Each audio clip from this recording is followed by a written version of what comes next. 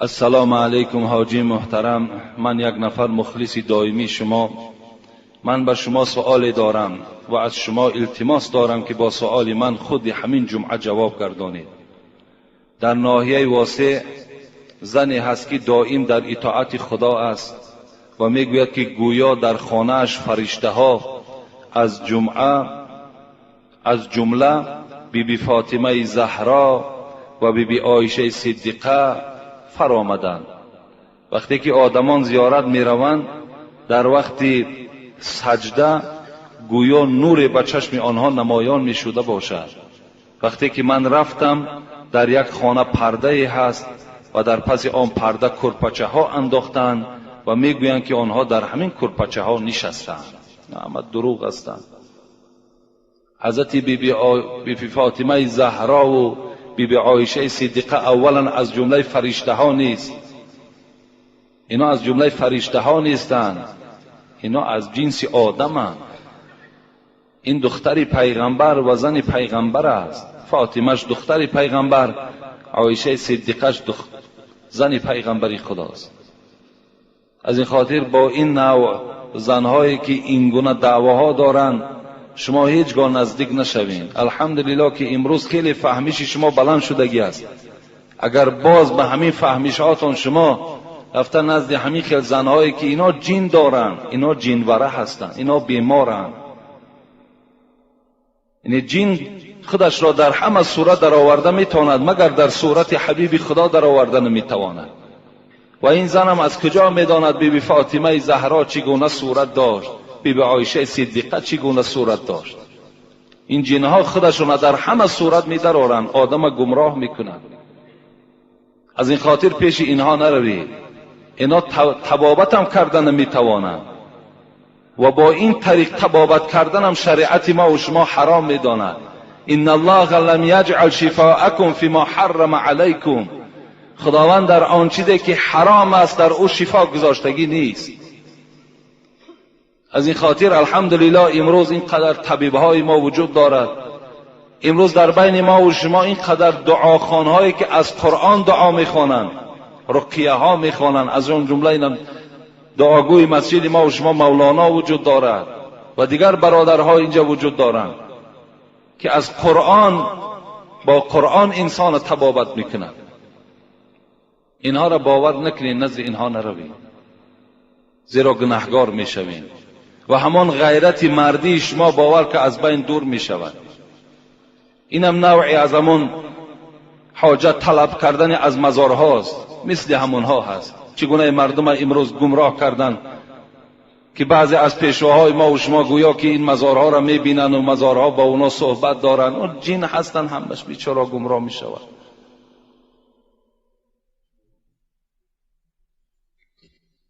نروید پیش اینها. السلام علیکم. اکای حاجی مرزا، زنها بی مشکل کشا میکنند، درست است یا نه؟ من به همه شما یک سخن میگم، همت آگاه باشین برادرای عزیز. من هر یک سخنی که برای شما میگم وای سند دارد، وای دلیل دارد. من از پیش خود هیچ صحبت کردن نمیتوانم، زیرا این صحبت های مرا تمام جمهوری گوش میکند و در هر یک فتوایی که من برای شما میدهم من در نزد خدا مسئولم، جوابگرم. شاید که من از شما دیده از خدا بیشتر ترسم، شاید. از این خاطر من آن چیزی که میگویم فقط برای آبادی اسلام است، برای پیشرو اسلام است، برای بیدار کردن شما است. از این خاطر فقط و فقط مدد از الله پرسید خلاص. نه پیش مشکل کشا روید، نه پیش مزارها روید، نه پیش فلانی روید. هیچ کدام اینها قدرت اینها هیچگاه به قدرت الله برابر شدن نمیتواند. خداوند میگوید من انسان ضعیف آفریدم. انسان ضعیف است خودش. این زنهایی که مشکل کشا میکنند، آخه مشکل کشا فقط پروردگار است و خلاص، دیگر هیچ کس مشکل ما را کشاده نمیتواند. به خدا قسم آنقدر مهر و اعتقاد که شما به همان مشکل کشاها دارین، به همان مزارهایی که دارین، اگر یک نصفی همو را به خدا قسم به الله ببند، همه مشکلاتی تو کشاده می شود. تو یک شب خیز از تحت دل 2 رکعت نماز خوان، 1 ساعتی 3 یا 4 شب برای خودت اختیار کن. چی مشکلاتی که داری همه پرابلمات پیش پروردگار ده حواله کن. بگو ای پروردگارا، خود گفتی نحن اقرب الیکم من حبل الورید، من از رگ گردن دیده به شما نزدیک هستم. مادامی که با ما نزدیک باشی، من راز دارم، من پیشنهاد دارم. ای پروردگار، همین پیشنهادهای مرا حل کن. کنی بین همون مشکلاتی تو حل می شود یا نمی شود. کنی یک تجربه گذرانیم. ما هر چی یافتیم از یاردم الله یافتیم، به هیچ کس تکیه نکردیم. همه اینا باطل هستند. نه مشکل کشا رویم، از هیچ کس مدد طلب نکنین، فقط از الله مدد کنین. من مزارها میگم، اینجا برادران نویساندن که حاجی اینقدر مردم از تو ناراضی شده، میلش دنیا ناراضی شود، خدا از من راضی است، پیغمبر از من راضی است. این منبر جایی هست که باید هم از من راضی نباشه. از این خاطر وقتی من مزار میگویم، مزارها را درست زیارت کنید. برادرای عزیز، من چندین بار گفتم به شما، ما حضرت امیرجان را دوست می‌داریم، حضرت سلطان ویس قرنی را دوست می‌داریم. ما خاک پای اونها نمیشیم. ما مثل اونها در اسلام تا حال خدمت نکردیم، لیکن درست زیارت کنید. میهمانا در همینجا حضور دارن، از راحتی آمدن. 20 نفر زیاد هستند، از دیروز همراه ما هستند. خود همینا حکایت کردن، حاجی میرزا نمیگه. اینا حکایت کردن زنی را دیدیم، 2 زن با سری لوچ دیوالهای حضرت امیرجان در دیده هاشان میمالن و بوسه میکنن. آیا همین جایز است؟ همین درست است؟ خطان بها دهید. همون کسانی که از پس ما سخن میکنین، گپ میکنین، خطان آیا همین رفتن زن به مزار خودش درست است؟ آیا سری لوچ به پیش حضرت امیرجان رفتن درست است؟ خودتان حکم کنید. و فقط شما در یک صحبت حاجی میرزا شدگی نیستین، هزارها داملا را در صحبت شستگی هستین. شاید از زبان اونها هم شنیده باشین.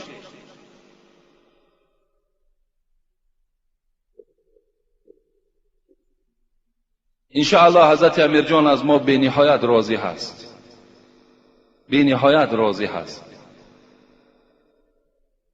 که ما مردم به راه درست دعوت داریم. برادرای عزیز، باز میگویم، خیر احسانتان فقط و فقط برای برادرت کن، برای پدرت کن، برای مادرت کن، برای همسایه های فقیرت کن. امروز حضرت مولانا در دوشنبه ای میاسکم بیند دزیا در اونجا گوسفند میکشن. همین درست است؟ همین میاسکم بینتی که میگویه مثل همون مزار گوسفند کشی ندارد. در کدام جای کتاب هست؟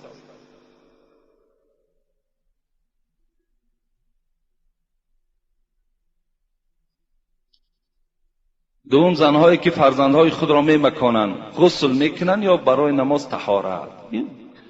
مکاندن کودک این نه واجب غسل می شود، نه شکننده های طهارت است. کودک که اگر طهارت داشته باشه و کودک شکی مکان، باید طهارتش نمی شکند یا برای او غسل واجب نمی شود. نمازش خواندن میگیرد با همون طهارتش. شاید کسی یگان نافهمی داشته باشد که شاید که با مکاندن کودک یعنی فکر کنه که طهارت می شکسته باشد یا غسل واجب می شده باشد. نه، اینها رخ نمی دهد.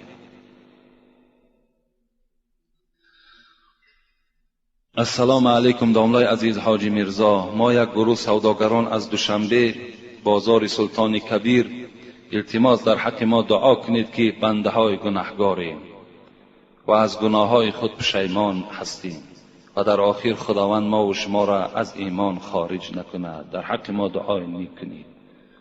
این برادرای سلطان کبیر هم خدا برکت دهد.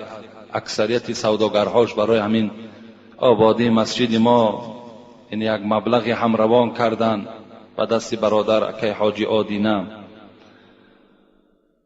و با نزدیکی هم یک سفر در دوشنبه داشتیم که یک مبلغ کلان از حساب مسجد قرضدار بودیم. الحمدلله که اونجا برادرهای یافت شد، برادرمان حاجی عارف و برادرمان قابل جان، برادرمان علی شیر، برادر دیگرمان اکای خلیل، اینها همکاری کردند و این قرض البته ما کندیم.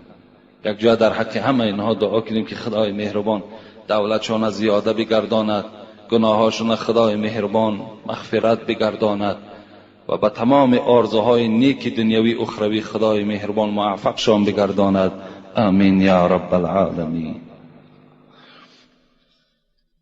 داملای محترم، من مادر هستم، عبادت میکنم، حج کردم. در سالهای جنگ و جدال از جمهوری قریب 10 سال بیرون بودم. از شوهرم 4 فرزند دارم. وقتی برگشتم شوهرم زن گرفته است. آدم نقص و با تقوا هست، لیکن من دیگر با او زندگی نکردم. وی فرزنددار هست. سوال: آیا من طلاق طلب کنم؟ آیا در عبادتهای من خلل نمی رسد؟ و من بیان نمایید با احترام یک مادری با ایمان و مخلصی شما. این مادر در دراهای این جنگی که بالای تاجیکان بود از جمهوری بیرون شده 10 سال وارد تاجیکستان نشدند. حج کردگی آدمی با ایمان بودند. آمدن که الله که شوهرش زن گرفته است، دیگر با این شوهر این زن نیت زندگی ندارد. حتی خواسته است که اگر طلاق طلب کنم آیا در عبادت من یگان خلل و زلل پیدا می شود یا نه. پیغمبر خدا می گوید: ایما امرأة صلت خمسها و صامت شهرها و احسنت فرجها. حدیث متن گوش کنین. کدام زنی که 5 وقت نماز میخواند، کدام زنی که ماه رمضان روزه میگیرد، کدام زنی که به زنا نزدیک نمی شود، کدام زنی که حج میکند، اینها را بالا دا میگذاریم. در خبرش این مبتدا بود، خبرش دا میاییم. و اطاعت بعلها، حل کننده ان همین کلمه هست. اگر شوهرش از خودش راضی گرداند چی می شود؟ فلتدخل الجنة من ای ابواب شاء. پیغمبر گفتند مادام حاجی باشد، مادام 5 وقت نماز خواند، مادام روزه ماه مبارک روزه گیرد، مادامی که از زنا خودش نگه دارد و در آخر از همه ضرورتر شوهر از او راضی باشد، وارد جنت شود از هر دروازه‌ای که می‌خواهد. از این خاطر این مادری که اگر از شوهرش طلاق طلب کند، پیغمبر خدا میگوید: ایما امرأة سألت من زوجها الطلاق من غیر ما بأس فحرام علیها رائحة الجنه. اگر کدام زنی که از شوهر طلاق طلب میکند که مرا طلاق ده، هیچ مسئله مهمی در بینشان پیدا نشده است، پیغمبر خدا گو یقین داند همان زن که بوی جنت برای او حرام گردید، بوی جنت به مشامش نمیرسد. اگر چند حاجی است، اگر چند 5 وقت نماز میخواند، اگر چندی که زناکار نیست، اگر چه زنی با تقواست، لیکن وقتی که شوهر گفت که طلاق کن مرا، الله که بوی جنت به مشامش نمیرسد. از این خاطر از این مادر من چی خواهش دارم؟ همین است که زندگی تا برقرار کن. با که ندارد در این 10 سال نبودن تو این شوهر چیکار کند؟ چیکار کند؟ کدام شوهر در نبودنش عائله خود زن نمیگیرد؟ زن گرفتن گناه نیست که آخه زن گرفت با که ندارد. باز همون زندگی اولی که داشتین 4 فرزند از شما بوده است، باز همون زندگیتان را برقرار کنین تا که کار شود که زندگی اوله که داشتین 4 فرزند از شما بوده است، باز همون زندگیتان را برقرار کنین تا که کار شود که پشیمانی دیگر برای تو نیاید و وقتی چی گویم جان کندن و چی حالت قبر و چی روز محشر برای تو نیکی ها پدید آید. انشاءالله اگر تو با این شوهر یک جایه شوی، خدا خواسته باشد به تمام نیکی های دنیا و آخرت میرسی. بسیار مهم است، بسیار. حتی پیغمبر خدا در یک حدیث صحیح میگوید ثلاثه لعنهم الله، 3 طایفه در لعنت الله هستند که یک تاش کدام است؟ و امرأة باتت و زوجها علیها غضبان، یک زنی که با همراهی شوهر زندگی میکند لیکن شوهر بالای او غضب دارد، یا با همراهی شوهرش قهری هستند، با همراهی شوهرش یعنی معامله خوب ندارند، این زن هم پیغمبر خدا گفتند در لعنت الله گرفتار است. السلام علیکم داملای عزیز، من میخواستم بفهمم که در بر کردن طلا، انگشترین، دستمانه یا زیره یگان ثوابیت دارد یا نه؟ دوم، خویش و تباری که خودپسند باشند با آنها چه خیل مناسبت کردن در کار؟ سوم، بغیر از ماه قربان در ماه دیگر سفر حج کنی چی می شود؟ چهارم، خوردن سیر یعنی چیزناک چی ضرر دارد؟ از شما منت دارم. این برادر 4 سوال کردن. بغیر ماه قربان اگر کدام انسان سفر حج میکند، حج عمرش صحیح می شود لیکن از حج فرضی واقع نمی شود. یعنی در ماه قربان کسی که اگر حج میکند و حج فرضی هست، لیکن در غیر ماهای قربانم ماها می توانیم که حج کنیم لیکن حج عمره می شود، حج سنتی می شود که این خیلی عبادتش فرقهای زیاد دارد. یعنی عبادت عمره از عبادت ثواب حج فرضی، از یعنی ادا کردن حج فرضی خیلی فرقهای زیاد دارد. از این خاطر این از حج فرضی گویم در غیر ماه قربان اگر صحیح شد، نه صحیح نمی شود، برای که برای حج فرضی ماهای مخصوص خداوند انا همین ماه را انتخاب کردگی است. خویش و تباری که خودپسند باشند با آنها چگونه مناسبت کردن در کار؟ البته مناسبت خوب میکنیم، میبینیم که به قدر ما و شما رسیدن، ما و شما تواضع میکنیم، قدردانیشان میکنیم. اگر که میبینیم که تماما به قدر و قیمت ما که نرسیدن، البته چیکار میکنیم؟ باز رفت و آمد ما نه راهاش میابیم. اگر کنده کنیم، باز اگر زلالها پیدا کی شود، از اون در خویش تباری را کندنش خیلی با در شریعت گناه است. این صله رحم وقتی کنده می شود این هم گناه است. برای همین حدیثی که خواندیم جمعه آینده، هر وقتای میبینید امتهای مرا که تواضع میکنند تواضع کنین، وقتی میبینید امتهای مرا که تکبری میکنند تکبری کنین نسبت آنها. در بر کردن انگشترین، یعنی انشاءالله ما در این باب باز در باب همین خودپسندها و در باب صله رحم اینجا سوال ها آمدگی است، باز جواب کامل انشاءالله میگردانم. در بر کردن انگشترین طلا یا دستمانه یا زیره چی ثوابیت دارد؟ یعنی البته ثوابیت ندارد اینها. یعنی برای مرد گرفتن دستمانه، گرفتن انگشترین یا زیره اینا هم حرام هستند. اینا برای زنها جایز هستند که زنها اگر از اینها استفاده برند. بعضی حکمت هم گفتن که حکمت شمین است که یعنی همه وقت زینت این زن را فقط زیبنده هست. یعنی این طلا که خودش از جمله همون زینت ها که هست باید که این از زنها استفاده برند. و حتی بعضی شارعای حدیث میگویند که کدام مردی که اگر گردنبند طلا دارد یا چله طلا دارد و آهسته آهسته چی میشود؟ مجازش مثل زنها میشود. یعنی همون خصلت‌های همون زنم در وجود همین مرد پیدا می شود. و دیگر حدیث پیغمبر خدا میگوید که ابن عباس روایت میکند ان رسول الله صلی الله علیه و سلم رأى خاتما من ذهب. با یک جوان سلام کردن که دست پیغمبر خدا میگه در انگشتری طلای این جوان رسید.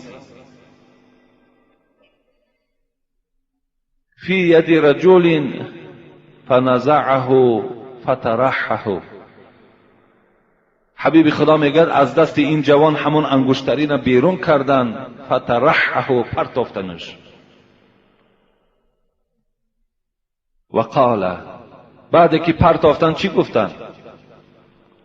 یعمد احدکم الى جمرة من نار فیجعلوها فی یدی. آیا شما میخواهید که پاره از آتش دوزخ در دست خود نگه داره؟ به طرف این جوان گفت. فقیل للرجل بعدما ذهب رسول الله صلی الله علیه و سلم خذ خاتمك انتفع به. و حبیب خدا میگه رفت، چله در زمین پرتافتگی. اطراف رفیقاش گفتن، ای برادر، گفت حبیب خدا رفت گیر، گفت چله را از زمین بردار، انتفع به، میلش در دستت نکن، لیکن در یگان کار زندگیت استفاده ببر. این جوان چی گفت؟ این سخن جوان همون جوانهایی که انگشترین دارن یا گردنبند دارن. اگر فکر کنن که همین جوان مردی و همین غیرت است، این غیرت نیست و این جوان مردی نیست. جوان مردی سخن این جوان است که الحال چی گفت به طرف رفیقا؟ والله لا اخذوه ابدا بعد ما ترحه رسول الله صلی الله علیه و سلم. قسم به الله گفت دیگر من این چله را از زمین نمی بردارم بعد آنه که این چله را رسول اکرم از دست من بیرون کرد، اینا من دیگر نمی بردارم. گفت این چله طلا داشتن این گناه نیست اگر وای ما در خانه ذخیره مانیم برای یک روزهای بعدمان استفاده بردن، لیکن در دست کردن او یا گردنبندهایی که در گردنها دارن یا ساعتهای طلایی که دارن، اینها را برای مردها استفادهش حرام است، استفاده نکنید. و چهارم سوال کردن خوردن سیر آیا چی ضرر دارد؟ حتی حضرت عمر حکایه میکنند که در بالای منبر حضرت خطبه میخواندند و به تمام مردم میگه در خطبه آگاه کرد که من دیدم که بار پیغمبر خدا نفرانی که پیاز و نفرانی که سیر خورده بودن از مسجد بیرونشان کرد. حضرت عمر گفتند از این خاطر پیغمبرم گفتند من اکل البصل و الثوم و الکراس هم گفتند، یعنی همین چیزهای بدبوی مثل ممکن پودینه باشد، ممکن ترب باشد، اگر اینها را کسی سیر پیاز اینها را خورد، پیغمبر خدا چی گفتند؟ فلا یقربن مسجدنا فان الملائکه تتعزى مما یتعزى بنو آدم. گفتند پیغمبر خدا که کسی که اگر سیر میخورد پیاز میخورد با این بوی بد اگر مسجد خواهد که آید، حبیب خدا گفتن با این مسجد ما نزدیک نشود، زیرا این که ملائکه ها آزار میابند از بوی بد این، چگونه که یک برادری که در پهلوی او نشستگی است آزار میابند. این اگر در پهلوی شما الحال کسی سیر خورده باشد و از پهلوی وی شما آزار یابید، تصور کنید که ملائکه ها هم از این جوان است یا از آن موی سفید است آزار میابد از این بوی بد. از این خاطر شما وقتی مسجد آمدنی کشیدید اینها را نخورید. پیغمبر خدا را گفتن چگونه استفاده کنیم چسناک و چگونه استفاده کنیم پیاز را؟ گفتن پخته خورید. گفتن یعنی وقتی شما که پختید و بوی بدی وی می رود، در حالت پختگی خورید وی برای شما درست می شود. و تمام آن برادرانی که در برابر این سیر و پیاز مسجدها می آیید، احتیاط کنید که لباس هاتون بوی نکند. انا همین حدیث پیغمبر خدا دلیل می شود برای تمام آن کسانی که یعنی جورابهای بویناک دارند. به تمام آن کسانی که لباسهاشان بوی میکند، بدنهاشان بوی میکند، به تمام آن جوانهایی که امروز زیر کشهاشان چیندگی نیست، جوانها و موسفیدهایی که روز جمعه غسل نمیکنین، وقتی شما به نماز جمعه می آیید ملائکه ها از شما نفرت دارن، آزار می یابند. یک کاری کنید که یک جورابه های پوشید که در همون جای پای تو دیگر یک برادر سجده کرده تواند. مسجدها باید جای پاکیزه باشند، جای تازه باشند. شما هم وقتی روز جمعه که می شود سحر همه اسراف ها در امروز راه دادگی هستین. همین 20 درم یک صابون چی است؟ یک بار نه 2 بار بدنهاتون خف کنید، تازه کنید، زیرای کشاتون تازه کنید، زیرا که هر چی اگر شما شویدم لیکن زیرای اگر زیر کشتون همون پشم ها که اگر وجود داشته باشد وای خواهی نخواهی وای بوی میکنه. تازه کردن وای سنت است. اگر در پهلوی کدام شما از برادرهایی که همون جوراب‌های بویناک دارن اونها را شما میتوانید که با طریق اولا خبر دهید که برادر آخه این جوراب تا بدر کن، از بوی بدی تو ما دیگر در این پهلوی تو نشسته نمیتوانیم. شما این در قادر هستین و این در حقوق هم دارین. شما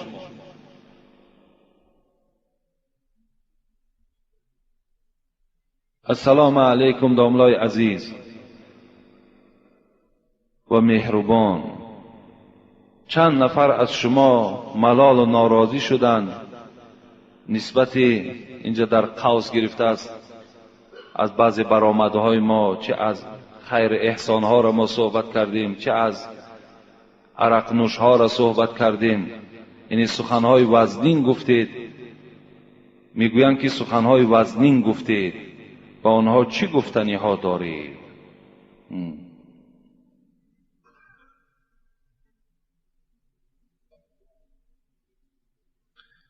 من هیچی گفتنی ندارم.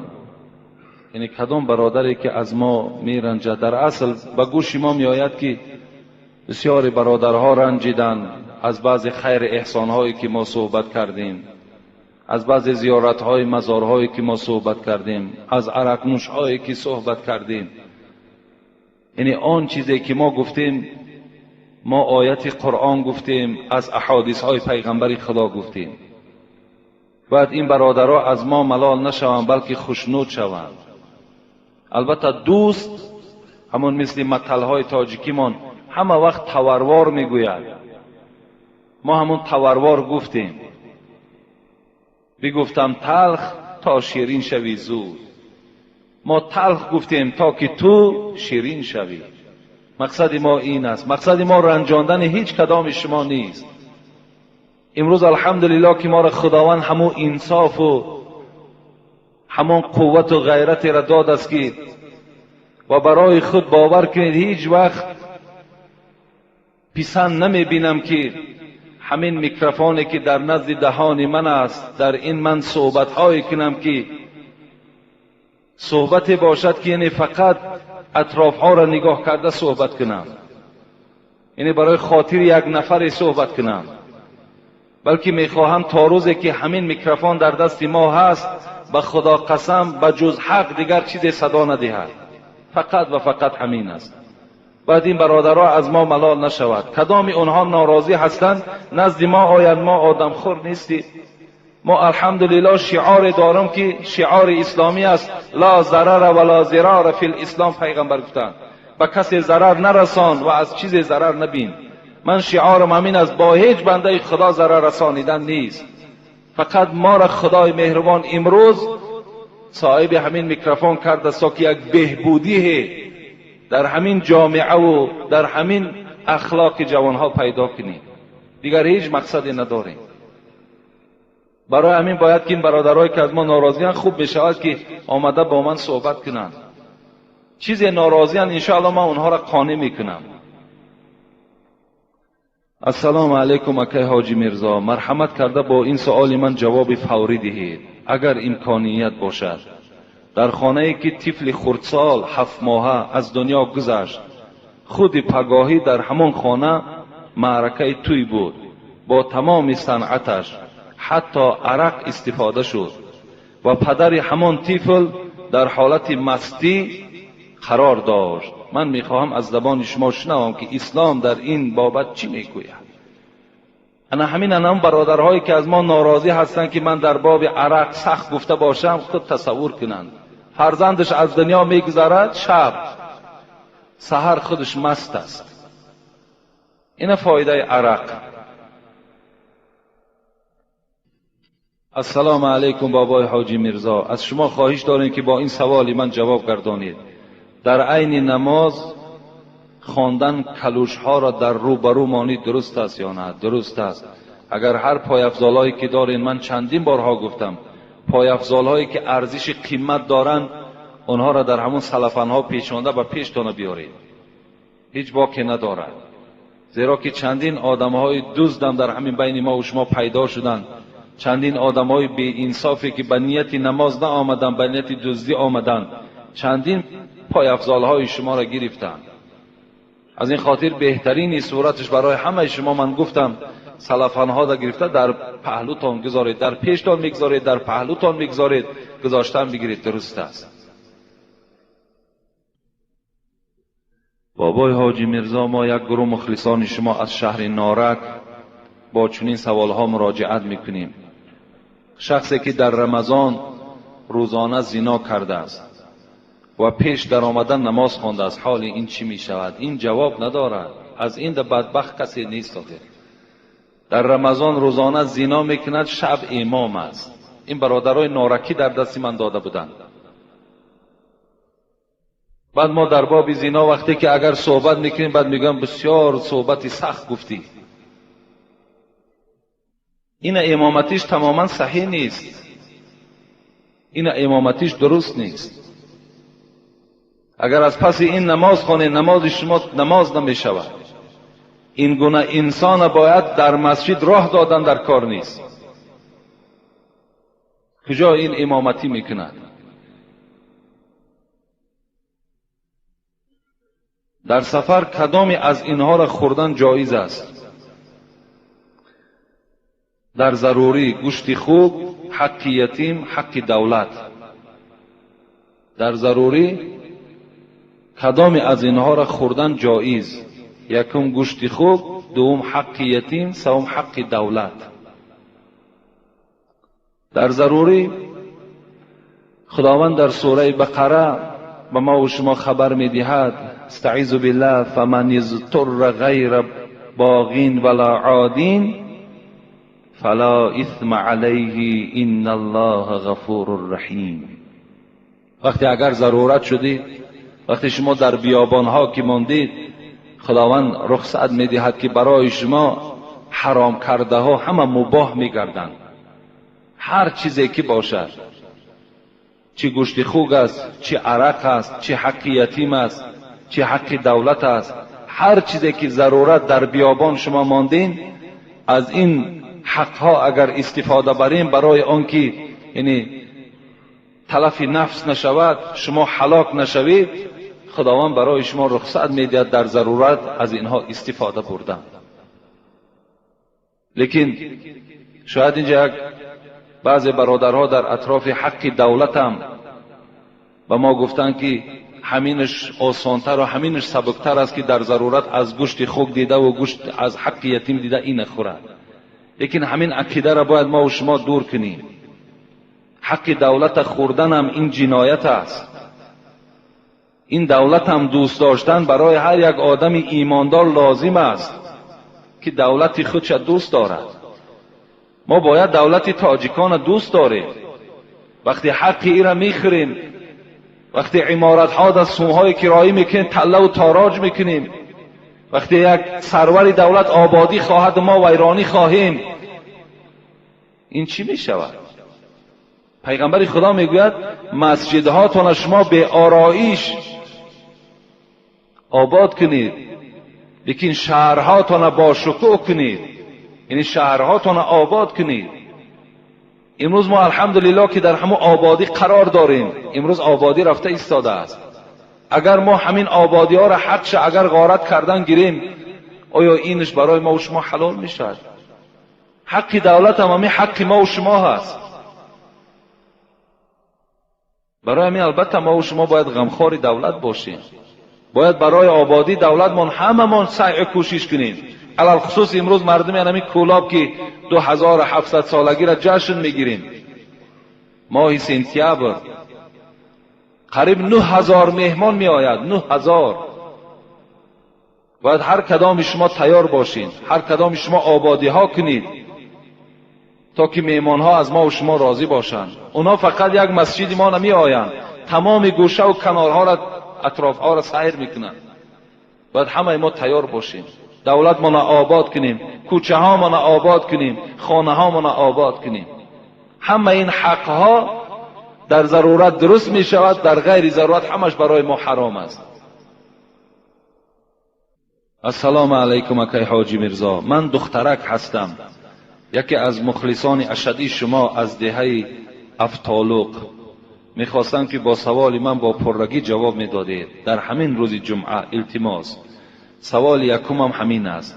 من نماز میخوانم و کتاب قرآن هم میخوانم، لیکن من سطر عورت تا حال نکردم. رویمال میده میبندم. این نمازهایم را خداوند قبول میکند یا نمیکند؟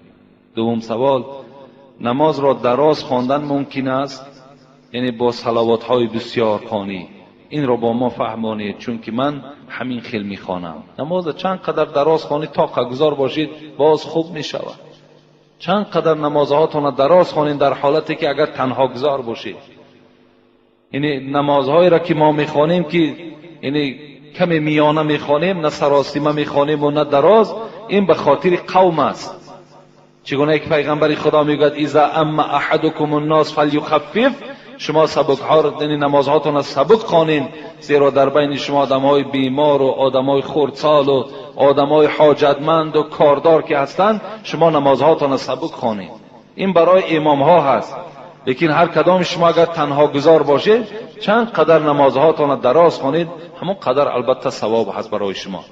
لیکن سوال اولی که این خواهر کردن که نماز میخوانم لیکن ترک سطر میکنم، آیا نماز من در نزد خدا قبول میشود نمیشود؟ خداوند در سوره مائده آیت 27 میگوید انما یتقبل الله من المتقین. خداوند همه حالت عملهای آن کسانی را قبول میکنند که اگر از خدا میترسیدگی باشند. یعنی اگر این خواهر از خدا میترسیدگی باشد، نمازم در ذمه‌اش فرض است و روی مال انداختن و سطر کردن هم فرض است. چگونه که نمازم فرض است، سطرم فرض است. از این خاطر اگر کدام خواهری که از خدا میترسد، باید که در برابر نماز خواندنش باید که سطر داشته باشد. این حالت در نمازهای او در نزد خدا قدر و قیمت پیدا میکند. این حالت در این نمازها در نزد خدا قبول میشود. لیکن نماز خوانی و ترک سطر کنی، نماز خوانی و بی حیایی کنی، نماز خوانی و در تویها رقاصگی کنی. ولی یک دخترک قطعی صحبت شدیم، در یک جا ما رفتیم، بسیاری ها بودند، گفتن من نماز ما میخوانم لیکن همین معرکه ها در رقص میکنم. این چی میشیده باشد؟ اگر این گونه عمل ها داشته باشین، این نمازهای شما نماز نمیشود. این معلوم است که تو از خدا نمیترسی. زیرا خدا در قرآن میگوید ان الصلاة تنها عن الفحشاء والمنکر. نماز باید چنان نماز باشد که صاحب خودش را از تمام کردارهای بد باز دارد. یعنی این نمازی که انسان از دزدی باز نمی دارد، از عرق نوشی باز نمی دارد، از زناکاری باز نمی دارد، این نماز نیست. گفتند السلام علیکم داملای عزیز، دعا کردن در سجده در کدام نماز جایز است؟ در فرض، سنت یا نفل؟ در هر نمازی که اگر شما خواهید که در حالت سجده دعا کنین، در همه نمازها صحیح می شود. این فقط برای آدمهایی که تنها گذار باشند. برای امامها، برای اون که با قوم که وزنینی که می آید، در این حالت ما چیکار نمی کنیم؟ در حالت سجده دعا نمی کنیم. موی بلند در امام بودن خلل می رساند یا نه؟ البته برای امام کسی که ملا امام است اگر لباسهای خاصه داشته باشد، یعنی این بهتر می شود که اگر چه از سله انداختن و چه از جامه پوشیدن و چه از مثال موی کم داشتن، اینهاش بهتر برای امام است. اگرچند که پیغمبر خدا گفتند من کان له شعر فلیکرمه، کدام امتی من اگر موی سر داشته باشد باکی ندارد، گناهگار نمی شود، فقط موی سرش تازه نگه دارد. موی سر داشتن در اسلام گناه نیست. موی سر مانین، کدامید موی سر دوست می‌دارید موی سر مانین، کدامید دوست نمی‌دارید سر تراشیدن از سرتون تراشین، چی تراشیدنش چی گذاشتنش همش سنت است، درست است.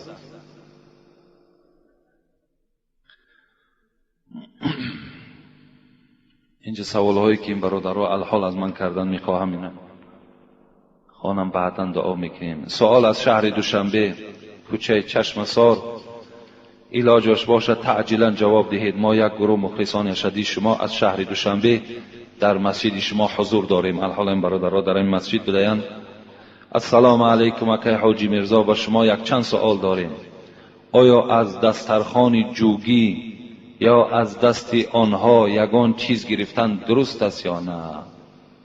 یعنی اینها را خدا رحمت کند صاحبان یعنی کتاب‌های 4 کتاب، اینا میگویند که از دست جوگی چیزی نگیرین یا که از دسترخوان جوگی چیزی نخورید که این فقر بالای شما می آرد. این حکمت ها دارد، این حکمت دارد. یعنی مقصد که اونها که مادام فقیر هستند، اونها که خود چیزی ندارند، یعنی از اونها چیزی نگیرید، برعکس اونها را چیکار کنید؟ از مال و دولت خودتان دهید. این معنای را ندارد اگر من همراه جوگی در یک دسترخوان نشستم یا اگر جوگی به من چیزی داد همین به حیث صدقه یا هدیه و یا من باید قبول نکنم، این عقیده نادرست است. زیرا جوگی هم بنده خدا هست. ولی بعضی برادرها از ما میپرسند که آیا دختری جوگی را گرفتن درست است؟ درست است، با طریق اولاد درست است. کسی که اگر لا اله الا الله محمد رسول الله میگوید، دختری وای برای تمام مسلمان ها چی است؟ درست است گرفتنش، باکی نداره. دخترها ما میتیمشون کسانی مسلمان باشند، اگر چی وای پامیری باشد، چی جوگی باشد، چی روس باشد، چی نیمیس باشد، اگر تاجیکی که ایمان نداشته باشد انا اون نمیدیم. وابسته به ایمان است، وابسته به اسلام است. در اسلام ملت شرط نیست، محل شرط نیست، کدام ملتی نباشد اسلام دارد، مسلمان است، با او ما معامله میکنیم، باکی ندارد. از این خاطر از دسترخوان جوگی هم چیزی اگر ما را پیشمان آوردن برای خوردن میخوریم، چیزی دادن میگیریم، باکی ندارد. اینها فقط به این خاطر است که اونها مادام فقیرن چیزی ندارن، به اونها اگر ما دهیم این بهتر است. دوم، مادر من طبیب دکتر هستند و همسایگان ما را که نصرانی شدند، تاجیکان نصرانی شده، طبابت میکنند. آیا این درست است یا نه؟ مادر این برادر طبیب بوده است و نصرانی هایی که در پهلو دارد اونها را طبابت میکنند. آیا این درست است یا نادرست؟ انشاءالله جمعه آینده جواب میگوییم. سوم، در بیگاه بعد نماز عصر رو به چین خانه منع است؟ نه، من نیست، جایز است. هر زمان رو به چین خانه را کردن گیرین. پاکیزگی خانه هم ان الله جمیل یحب الجمال، خدا زیبا است، پاکیزه است. ان الله نظیف یحب النظافه، هر زمان خدا پاکیزه است، پاکیزه ها را دوست می‌دارد. هر زمان رو به چین کنیم، باکی ندارد اینها. چهارم، دسترخوان را در بیگاه شب پانیدن ممکن است یا نه؟ ممکن است. همه اینها درست هستند. ایناش سوال های هستند که اگرچه در کتاب ها هست لیکن سند ندارن، اینا دلیل ندارن، اینا هیچ اساس ندارن. از این خاطر درست است آن چیزی که گفتم. التماس در باب آدمان بیمار 6 نماز خواند، درست می شود. وقتی سجده و رکوع فشار خون بلند می شود. هر برادری که اگر فشار خونش بلند می شود در حالت رکوع و سجده، اونها را با طریق اولا اجازت است که یعنی در حالت نشسته نماز خوانند. هر کسی که چی زن باشد چی مرد باشد، اگر در حالت راستا ایستاده نمیتواند، یا اینکه راستا میتواند رکوع کرده نمیتواند، یا سجده کرده نمیتواند، یعنی این حالت ها که بیماریش تا چند افزون میشود، برای اینها درست است که اونها در حالت نشسته نماز خوانند. و آخر دعوانا ان الحمد لله رب العالمین.